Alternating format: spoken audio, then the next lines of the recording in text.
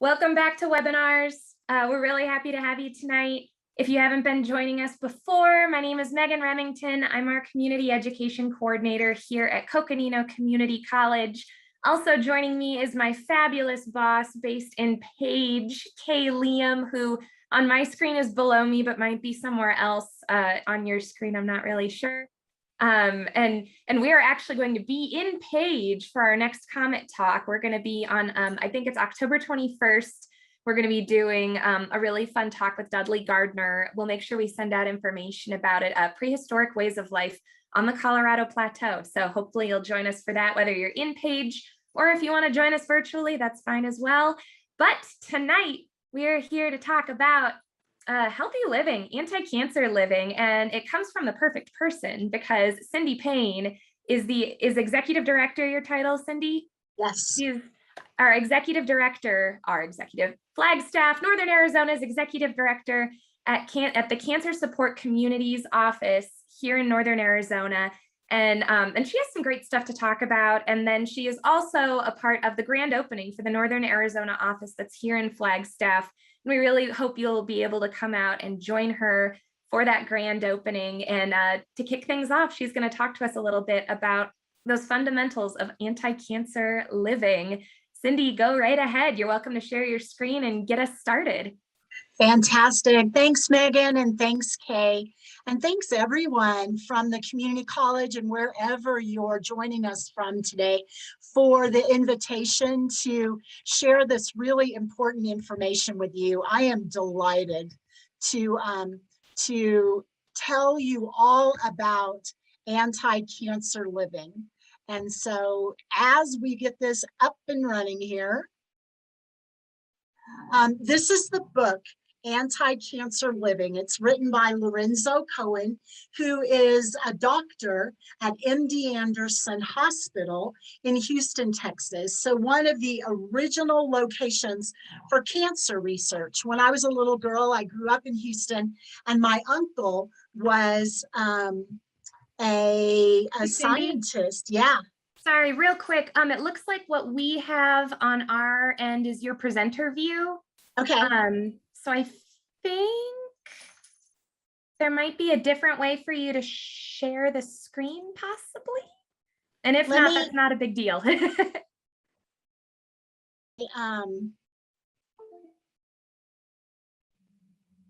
me disconnect my other computer screen and see if that helps.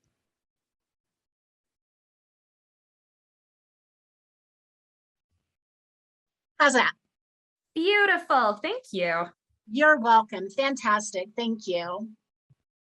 Okay, so anti-cancer living. As Megan said, I am the new executive director at Cancer Support Community Arizona here in Northern Arizona. We're having our grand opening this week on Friday and Saturday. And when I started this job just about a year ago, I knew that I needed to do some background reading on cancer because I don't have a real strong background. I don't have a medical background, and I don't have a real strong background on cancer. And so this is the book that I picked up, and the book that I recommend for everyone. I think that the book should be called Living because it is such a good piece of literature, research, and advice for all of us on how to live our lives. Cancer Support Community Arizona serves to support everyone in any area that is impacted by cancer. So it might be a cancer patient, or it might be a caregiver or a family member. Our mission is to ensure that every single person impacted by cancer is empowered by knowledge, strengthened by action, and sustained by community. And one of our 5 pillars is the pillar of education. And so this book and this workshop really supports that pillar.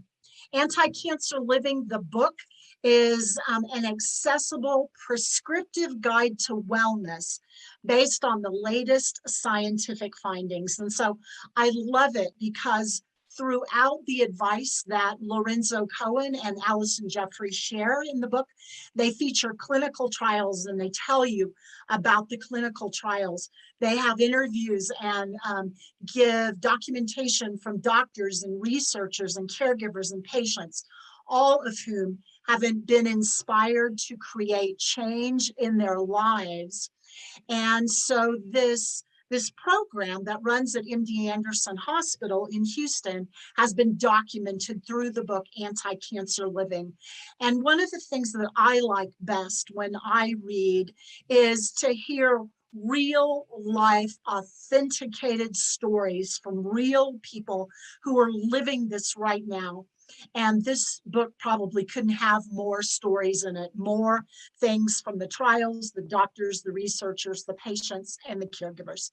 So I really, really highly recommend the book. The first time that I read it on Audible, which means that I listened to it. And then I went and purchased my own copy because I just had to have it in my hands. The evidence is in about cancer according to all of the research and interviews that are in this book. We all can reduce cancer risk and support treatment by focusing on 6 key areas of health and wellness. And so Cohen and Jefferies give a lot of scientific and research-based background in the first 4 or 5 chapters of the book. And then the whole rest of the book focuses on this mix of 6. The original research that went into the book wasn't by Cohen and Jefferies. It was by some predecessors of theirs who believed that at least 50% of cancer deaths could be prevented by making healthy lifestyle changes, and that the percentage could be even higher. And in the book, Cohen talks about Dr. David Katz, who's one of the leading authorities on lifestyle change and the founder of True Health Initiatives. And David Katz believes that as much as 80% of chronic disease and premature death could be prevented by healthy living. And if that doesn't make you want to read the book, I don't know what will, because I just find those to be stunning numbers that tell me that I have a lot of control over my health. And where cancer is concerned, the daily choices we make about our healthy or unhealthy lifestyles count. And so if we're looking to create a new way of life, either because of a cancer diagnosis that we or a loved one has, or because we want to avoid a cancer diagnosis, then we all must get past the fear of illness and address it head on. What makes an anti-cancer lifestyle sustainable is what all it offers to us and the immediate changes that we see and feel in our lives when we adopt a healthy lifestyle. The positive impact becomes the driving force behind our new habits, literally a new way of life for all of us. Feeling better, growing stronger, gaining confidence, these are the side effects of anti-cancer living that can start to tip that scale for each one of us and convince us that this is the way to go. And so that mix of 6, those 6 key ingredients that Lorenzo Cohen studies at MD Anderson every day and writes about in this book. And there they are, the 6 bullets, and we're going to spend some time going through each one of these. And the thing that I have to tell you right now, while you can see all 6 of them on the slide at the same time, is that these are in priority order based on the research outcomes at MD Anderson Hospital in Houston. And so while if you had just asked me randomly last year, what do you think you have to do to improve your healthy lifestyle, Cindy? I would have said, well, I need to exercise more and I need to eat better. And maybe I need to lower my stress. And I probably would have said those in that order. But what I have learned is based in priority order, those 6 foundational healthy lifestyle adaptations.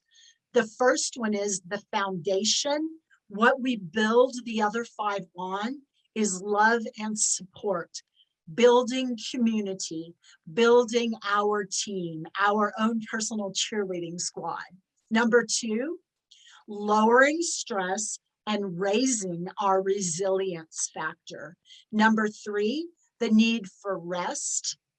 That's talking about sleep. Number 4, moving for wellness. That's talking about exercise. Number 5, food as medicine.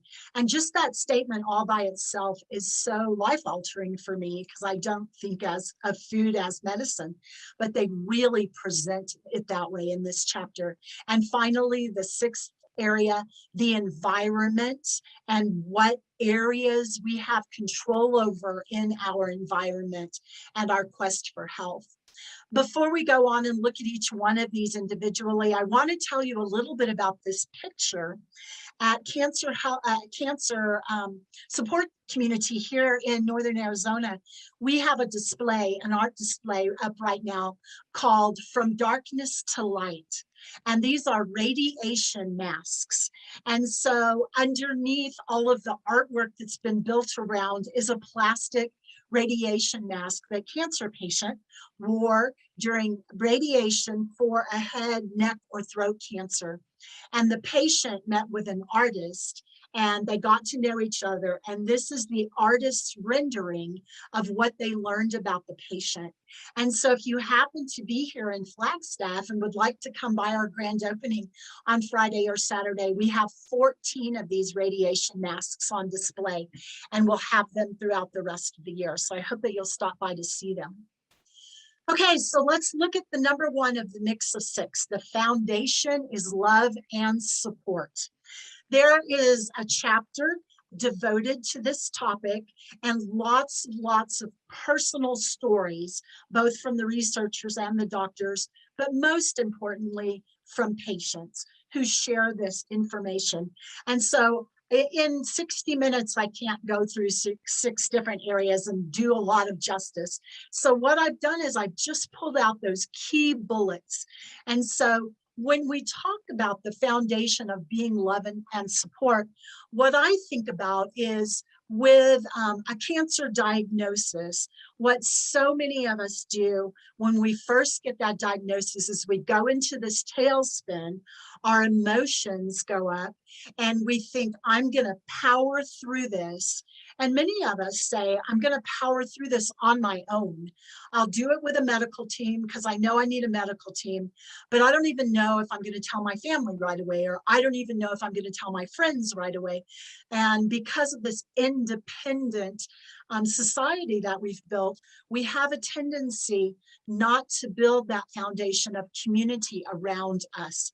And so all of those who contribute to this chapter share these key bullets: the importance of staying connected, not of isolating ourselves, not of saying, I'm strong and I can do this on my own, but recognizing that it's connection to community and allowing people who love us to step in and support us during what will ultimately be one of those times of greatest need for us. Strong familial and social ties reduce stress. So recognizing the importance of those and not ignoring that or pretending like it doesn't matter. Part of that foundation is choosing the very best medical team. And so if a first interaction with a medical professional doesn't leave you feeling comfortable with that relationship, then you should get a second opinion or see if there are others who can join that medical team who do make you feel like you're building a foundation of support. It's not just their job to be a part of your medical team, but they really care about you as an individual. It's important when we're building that foundation to remember that cancer affects our loved ones too. It's not just affecting us, it's affecting our loved ones around us, and bringing them into that, not trying to protect them, but allowing them to be core and central. Actions speak louder than words. And so what I am showing people and sharing with people might not totally align with what I'm saying. And people are going to default to what they see me doing rather than what they hear me saying. So remembering that. Remembering that loneliness can be lethal. We've all been through periods of loneliness as a result of COVID and experienced the world in ways that we hadn't experienced the world before. And so recognizing that during a cancer diagnosis and treatment time, that's not a time to say, I'm going to be all alone, because just the loneliness factor will increase the disease, not decrease the disease. Strong social support slows cancer progression. So there's the opposite of loneliness can be lethal. When we have that community, when we've built that foundation, when we're connected with other people, it slows cancer progression. It's one of those healthy lifestyle pieces. The healing power of groups, when we share with other people, sometimes just saying something out loud and getting it off of our chest and out of our system, whether it's in person with somebody or online with somebody. One of the things that I am so impressed about with cancer support community is this 24/7 hotline that is available 365 days of the year for somebody to access community and support and that healing power of being in a group. And the last piece of that foundation, having a purposeful life, the social synergy. And so when I'm connected with other people, maybe that's helping me lower my stress or build my resilience or eat better or exercise more or think about the environmental factors better. And so the mix of 6, we're going to find as we look through them, they all feed off of one another and they overlap over and over and over again. And so if we were going to look at what could we start doing immediately, we're going to talk about homework for building social support. Number 1, create your anti-cancer team.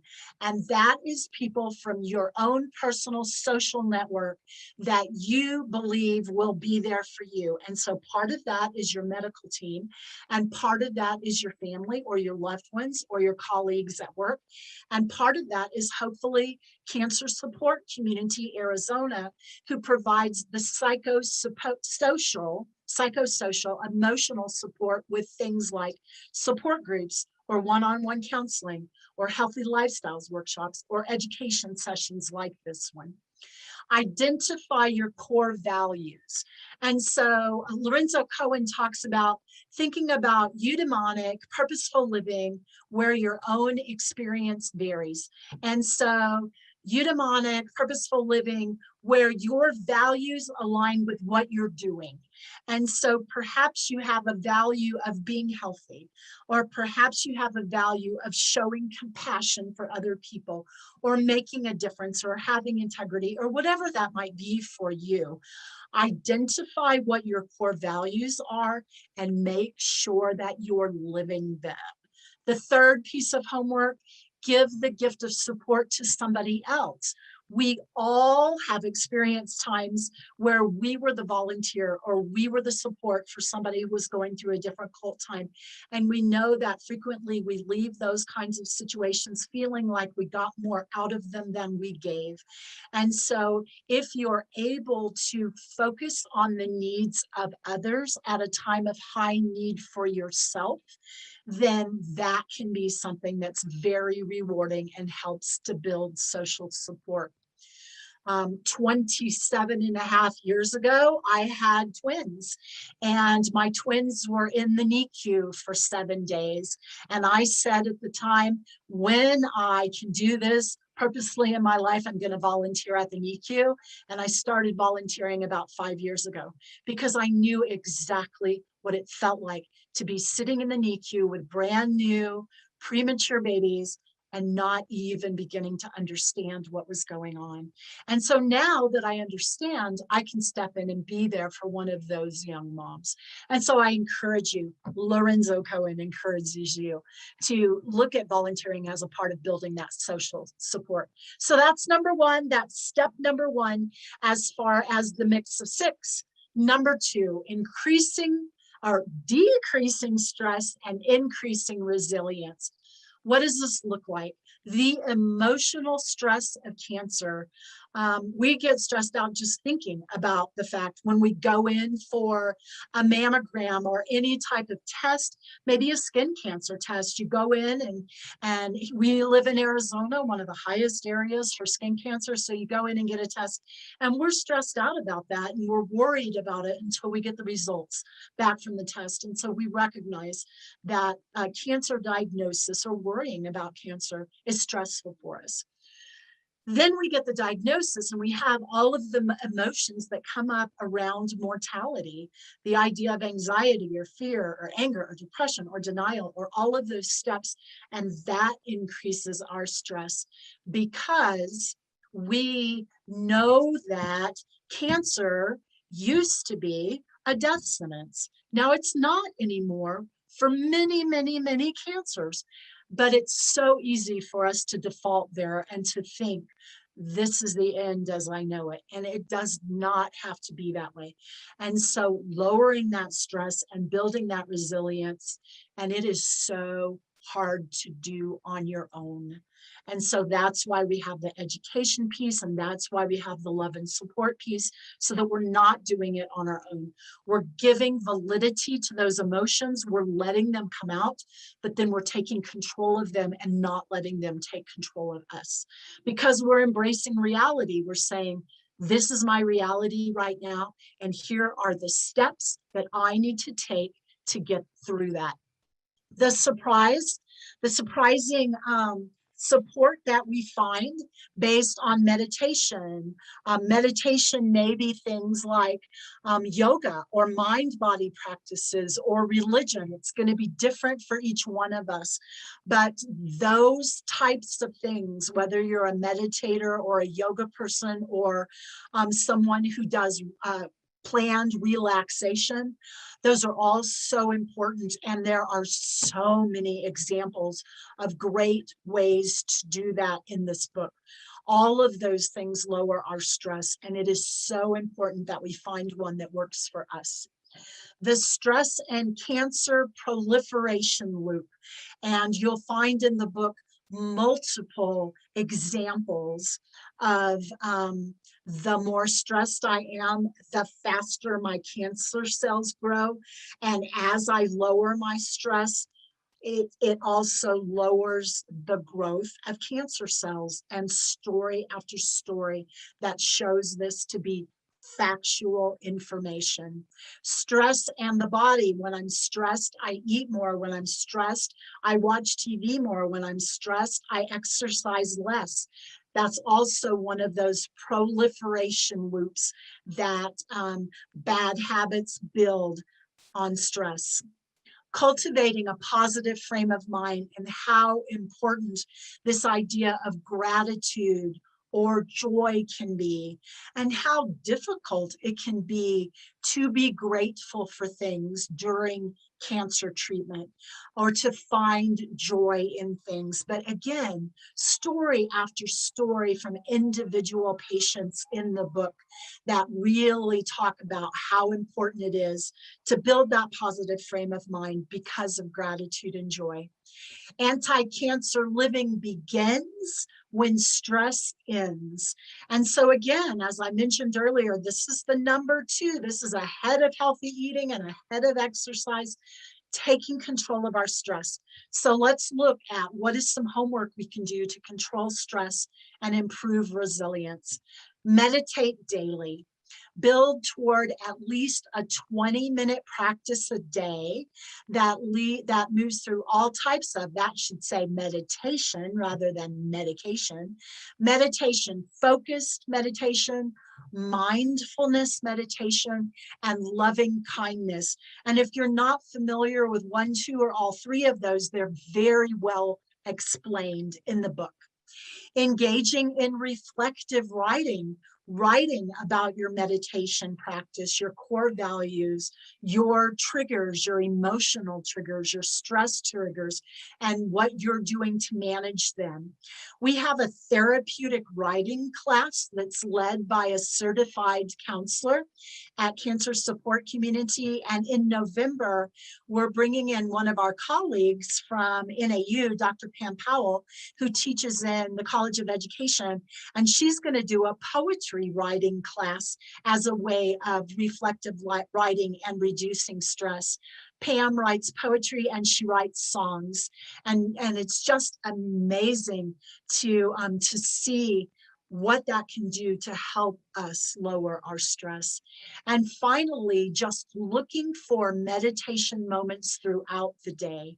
And so Cohen and Jefferies talk about stretching our arms upward for a few minutes, breathing deeply through belly breathing, taking a mindful moment while you're washing your hands or brushing your teeth or at the stoplight, things that you're doing every day, that if you can build it into your habit, into your list of habits. While I'm brushing my teeth, I'm saying, may I be healthy, may I be well, may I be safe, may I be happy, may I find positivity in today. And I'm just reminding myself of each one of those things. And then finally, one of my favorites, and that is walking, just going out. In Northern Arizona, we could not be more blessed with the beauty that we have all around us throughout Northern Arizona. And so whether we have time for a 2-minute or a 5-minute or a 30-minute walk, and whether you need support of someone else while you're doing that, or you can go out on your own, that will also help to lower stress and improve resilience. So there's number 2. Number 1, finding love and support, building your support team and community. Number 2, improving stress, or lowering stress and improving resilience. Number 3, the need for rest and recovery. And we're really talking about sleep here. And I have to confess, that was my favorite chapter in the book because I love to sleep. And I have so much value that I place on sleep. And so I loved learning about all the healing powers that sleep has in our lives, the rhythms and the cycles that we go through when we're sleeping, and what it does to our brain cells and what it does to our health, or to increase our ability to take on disease because we're not being healthy. Sleep and peak performance. I think all of us have experienced times that we can go back and remember, I was not at my best that day because I didn't get a good night's sleep. The high cost and side effects of sleep deprivation and recognizing that. I've read studies where sleep deprivation can be as limiting or detrimental to us as 3 or 4 alcoholic beverages. Same type effect on our system. The anti-cancer living benefits of sleep and being sensitive to and aware of our need for sleep. Less stress, more sleep. Those are tied together. Cancer and fatigue. Cancer absolutely brings on fatigue. Emotions bring on fatigue, right? We're all aware of that. We've all experienced emotions that made us fatigue. So if we just went back and thought about cancer and stress and emotions, then of course that can lead to fatigue for us. And so one of the ways to reduce fatigue is to get more sleep. The book gives a number of examples of light and light therapy. And one of the things they talk about in the book is right at the beginning of the day to experience bright light and walk out into the sunshine without sunglasses on, and that really helps our body adjust to now is awake time versus when we darken our area and have sleep time, and getting into those natural rhythms and finding that to be helpful. And finally, listening to our bodies when we're not feeling our best, when we're going through a radiation treatment or a chemo treatment or new meds of any type, our body is going to respond to that. And frequently it responds by needing more sleep. And so paying attention to what those key indicators are, not ignoring them, but listening to them. And so what's the homework for better sleep or rest and recovery? Lorenzo and Jefferies start with talking about evaluate. Evaluate your own sleep health. Do your own personal study. How many total hours of sleep are you getting? So for a week, for 7 days or 10 days, taking note of that. The total hours of sleep, the amount of time it takes you to fall asleep, how many times are you waking each night, and the length of time that you're awake. And then identifying your sleep patterns and what are your challenges with that.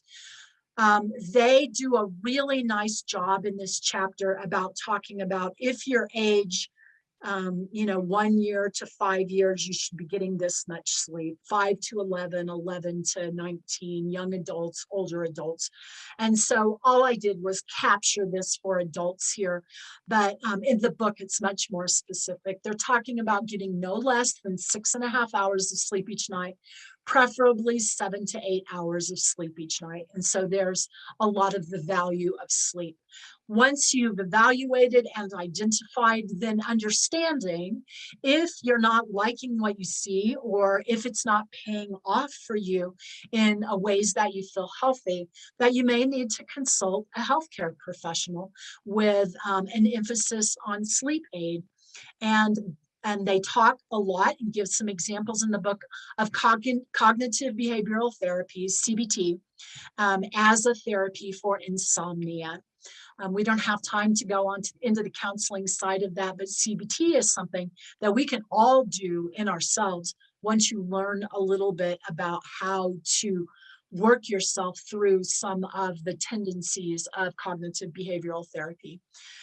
Doing that and then moving on to improving. And so improve your day to improve your night. And there is the idea about light exposure, bedroom ambiance, body work, all of the things that you might need to do. And so if I'm not sleeping well at night, is that because I have slept too much during the day, or my body's not tired at night? And so if I exercised more, stood up more, moved around more, perhaps that would help for me to get more rest at night. And so looking at those pieces that we have control over, and then using our senses. And I love this part of this chapter where they talk about each of our senses to help us with optimum sleep health.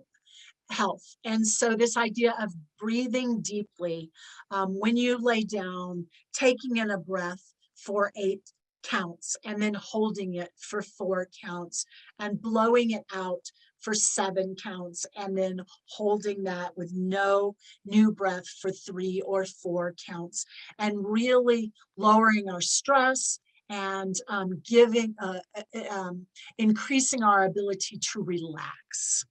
Decreasing ambient light. I don't know about you, but I sleep in a sleep mask and I love it. I've probably used it for 12 years because it blocks out people driving down the street whose car lights come in our side window, all of the blue lights around the room from the TV or the phone or whatever it might be. I'm not aware of any of those things at night. Using white noise. I have a fan that I run in our room 12 months out of the year, not for coolness, but for air circulation and to provide that white noise so that odd sounds outside don't wake me up or attract my attention. They do a good job in this chapter and in the chapter on eating to talk about limiting alcohol and caffeine intake, and that is especially important when you're trying to increase your sleep. And then lowering the temperature of the room that you're sleeping in and how helpful that can be for a good night's sleep. So there's number 3, better sleep, rest, and recovery. Number 2 was stress and resilience. And number 1, again, building the foundation of love and support. So let's move on to the 4th area, and that is moving for wellness. I love that they call it moving for wellness rather than exercise. But what we're really talking about here is exercise. So we'll just be honest and call it what it is. So here's another area where they talk about the synergy of the 6 different mix of 6 activities and the way they overlap. So move more for more synergy. Moving reduces stress. Moving increases and promotes good mental health. Moving helps us sleep better, lowers obesity. Spend time outdoors. That helps with sleep. That helps with movement. Move your body, improve your health. And this is another one of those areas where all of the stories that they have from personal participants at MD Anderson Hospital in Houston, they really talk a lot about how their health improved when they started moving. There's a fabulous story about a guy who's in a car dealership about to buy a new car, and he realizes that what he really wants to do is bike. And so he doesn't buy the new car and he starts biking, and now he's opened a nonprofit foundation about biking to improve your health. And so examples like that. A lack of exercise can be tied to cancer. And so this is one of those areas where they say, yes, your chances of being diagnosed with X, Y, or Z type of cancer can literally be tied to a lack of exercise.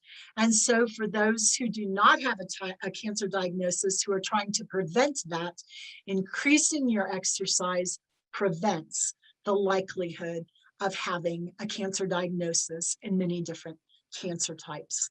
The value of adding physical activity to a cancer treatment protocol. One of my good friends here in Flagstaff was diagnosed with breast cancer a couple of years ago. And so I was aware of what she was going through. And I love to walk every day. I run in the morning and I walk in the evening. And I said, I'm walking anyway. Can I come by your house and get you and walk around the block with you? And we walked around the block, and then that grew to walking around the neighborhood. And now we have about a 40-minute regimen most evenings where we walk together. And I was delighted once I read this book to be able to tell her, building that into your protocol, it helps to disperse chemo more evenly throughout your cancer cells. There are so many other things that movement does, the reduction of stress, the increase of sleep, all of those things. Again, we feel that synergy. And so moving, we were not running, we were not on a race, we were going slowly some days, we were going really slowly some days. And so, she determined what our speed was going to be, but she got out of her house and started walking because that became a part of her treatment protocol. What works best is what works for you. And so there's not one exercise that works well for everybody. It's important for everybody to figure out what works best for them. So here's the homework. Keep a daily log of your physical activity for a week. So you're tracking your sleep, you're tracking your physical activity. Find ways throughout your day to walk when you would normally be sitting. Lorenzo Cohen talks about how he got up an hour earlier once he realized that how important exercise was. And then he said, that's just not working for me. My family says when I get home at night, I'm way grumpy. And so I need that hour of sleep, not that hour of exercise. So what I'm doing now is I'm parking far away from the hospital. I'm walking all the way across the parking lot, and I'm going up the staircase rather than taking the elevator. And so he identified some ways that he could work it in throughout his day. Break your sitting time up by standing a couple of times every hour, and then break up your day with short bursts of exercise. This is not about having to have a gym membership. It's not about focusing for 60 minutes on high heart rate. None of that is what moving for wellness is in preventing a cancer diagnosis or working through cancer treatment.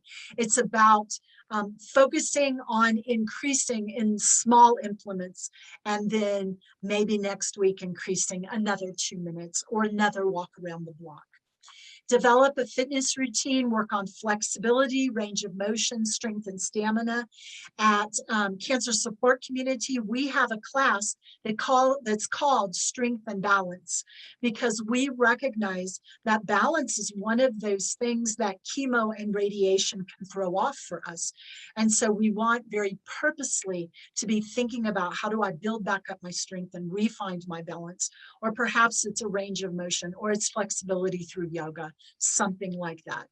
Incorporating physical activity into family events or time with friends or taking trips, recognizing the importance of it becoming a daily habit, and planning for exercise and finding ways to stay physically active when you travel.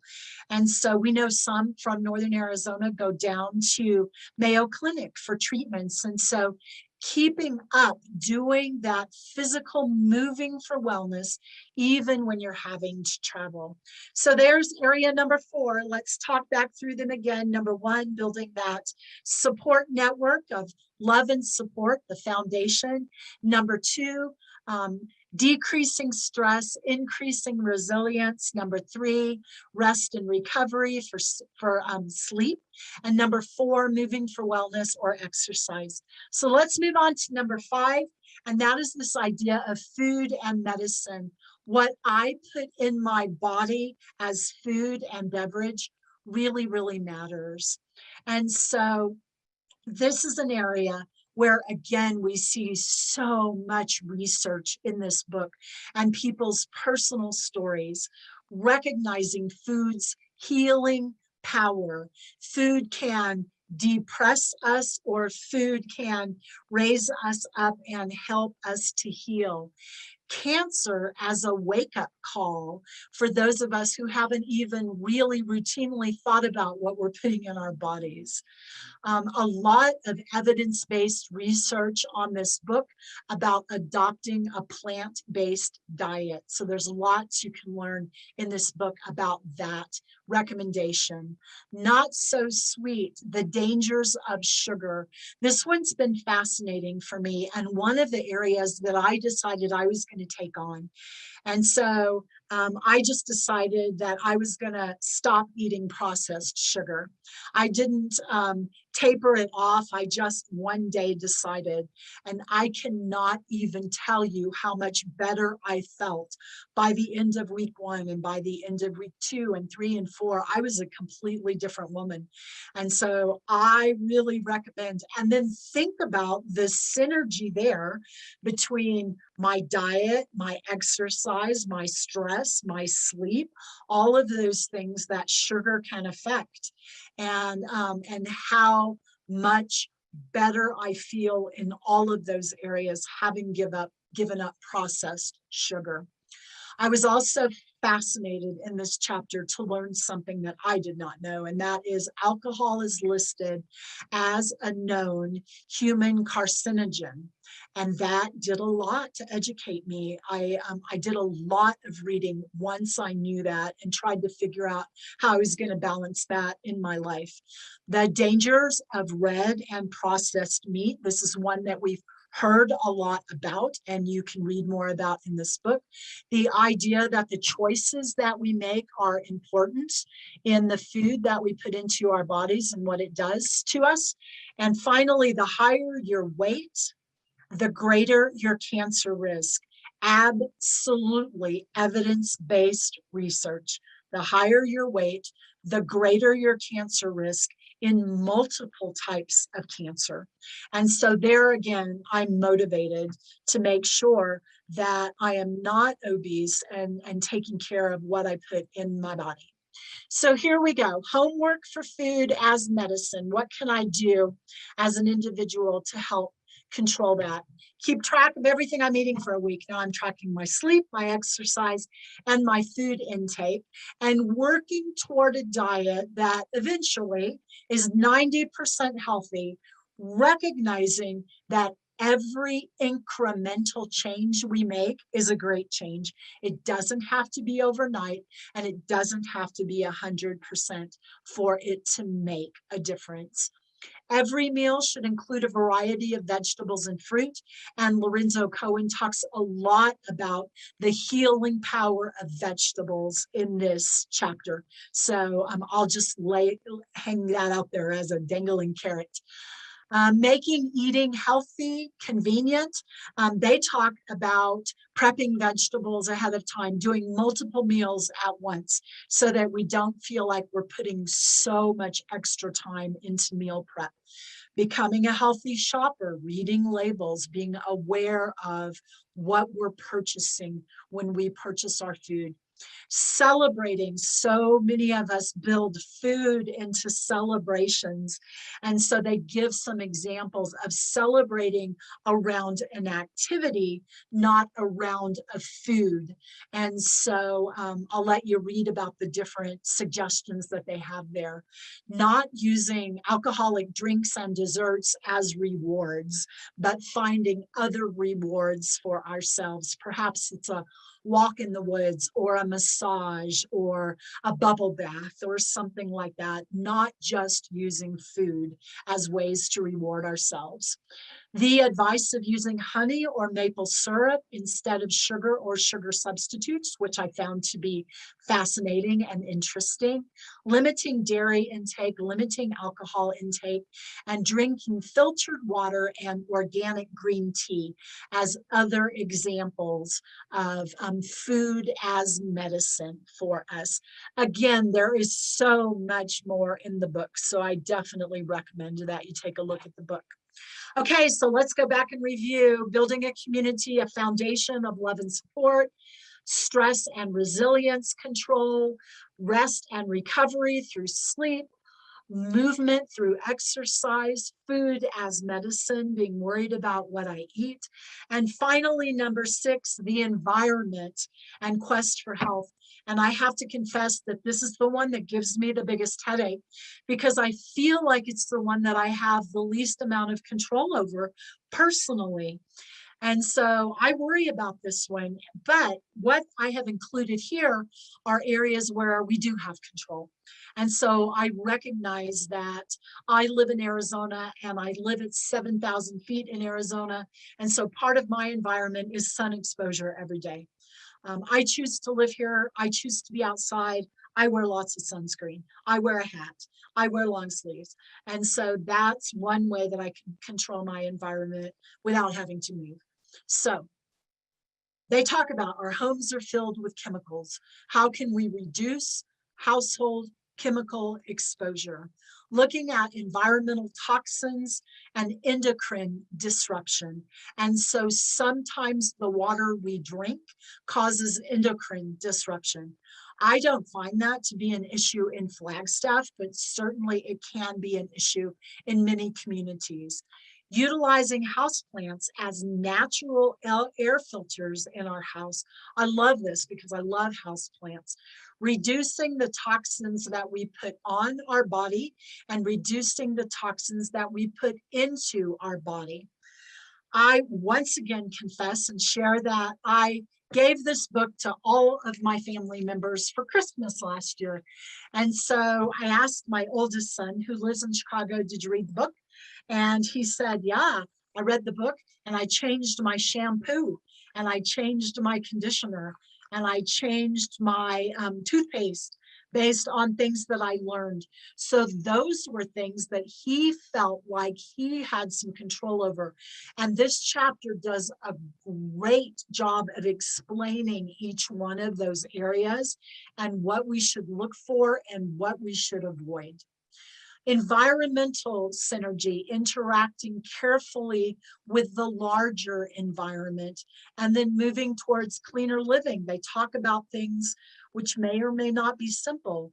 Keeping your cell phone away from touching your body, using natural, non-toxic products to clean your car, or to worry about dry cleaning. Can you find a dry cleaners, if you use a dry cleaners, that uses environmental healthy products? And if not, then airing out your dry cleaning before you bring it into your home, because of the effect that it can have on our health once it's inside four walls in a small environment like our closet. And so homework for detoxifying the environment, the things that we just talked about, work to keep your home chemical free, being aware of those things. The awareness will help us think about it. Filtering tap water, reducing both the toxins going into our body and onto our body, and then interacting carefully with the larger environment. There is so much in this chapter in the book that I really encourage that also.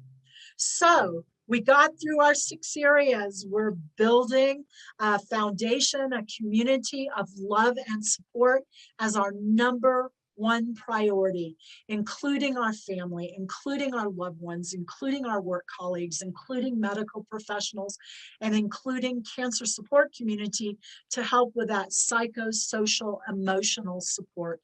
We are aware of what causes us stress and how can we meditate or walk or think through ways to lower and reduce that stress, offloading some of that onto our loving and supporting community.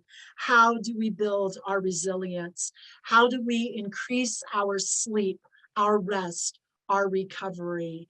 Being mindful of our movement, moving for wellness, building a routine exercise into daily habits in our life, thinking about what we put into our bodies as far as food and beverage, and finally, thinking about the effects of our environment and where we can have control over that. So we're living intentionally for our health. We are increasing our health, and by doing so, decreasing our chances for a cancer diagnosis. We're putting ourselves first. We're moving from action into purpose. We're changing the conversation that we routinely have, and we're recognizing that we don't have to do all of these in the first 5 minutes, that we can take one step at a time to get through this. So I would like to let you know that Anti-Cancer Living, Transform Your Life and Health with a Mix of 6 is a lunch and learn education series at Cancer Support Community. It starts on Friday, October 15th. So in the following week, not this week, but next week.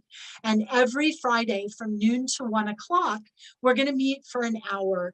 And so if you're here in Flagstaff and would like to come to our location, we're in the Liberty Square building, just a block south of Flagstaff Medical Center on North San Francisco Street. If you would like to Zoom in and join us, we're doing it both. We're doing it hybrid, so we're in person and on Zoom simultaneously. And there is the site where you can go to register at www.cscaz.northernarizona.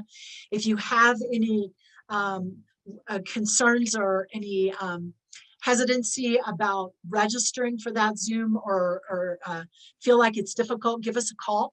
And we'd be happy to do that for you. And finally, I would love to invite everyone to our grand opening. Our ribbon cutting is at 4 o'clock this Friday afternoon, same address as we just talked about.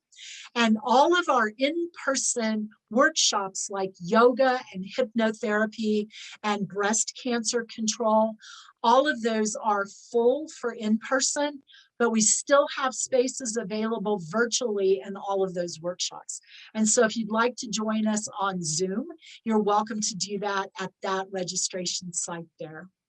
So Megan, do you have some questions that have come up? I don't think so. I'll give it a moment just in case if anybody wants to toss anything in the chat, but I will start by saying, oh my gosh.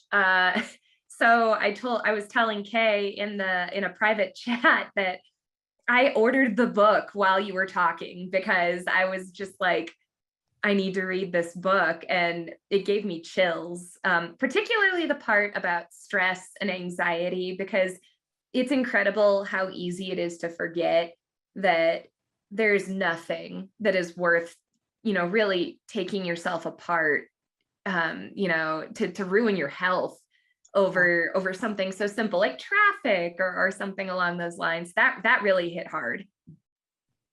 Good. Yeah, I'm sure everybody had some kind of reaction like that to one or more of the areas because, guilty as charged, right? Mm-hmm. We know what area that we're doing well in, and we know what area we really need to work in. And so, so yeah, thanks for sharing that, Megan. Yeah. I hope everybody will order the book. It is such oh my gosh, yeah, an important read. Yeah. And Judith asked, would you share your phone number again? Yes, the phone number here is 928-236-2333. And that will get you to Cancer Support Community Arizona here in Flagstaff. Perfect. And I think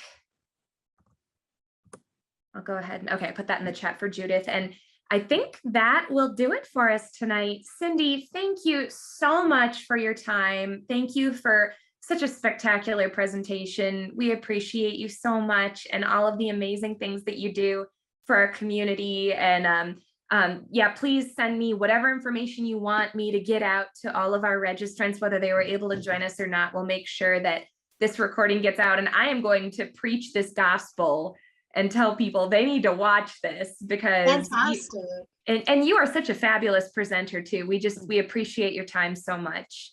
Thank you so much. Thank you for giving us the opportunity to share this information, because we just want everybody to be as healthy as possible and to utilize the 100% free services of Cancer Support Community. So send people our way, and we'll look forward to seeing you. Awesome. Kay, do you have anything Cindy, you want to no, add? I mostly just say the same things you just did. As a wonderful presentation, and you could take the word cancer out of all of the slides, and it's just stuff you should do every single day. It's such great reminders, and really appreciate it. Cindy, I'm sorry that I'm not closer to Flagstaff because I wish I could be at the grand opening. That's not an excuse because it's really not that far. But you know where it is. You know how it goes. It is. Yeah, absolutely. Yeah. But I do wish you the best this weekend. I'll be thinking about you. Thank you. Thanks, everybody. Thanks so much. Have a great night. You too.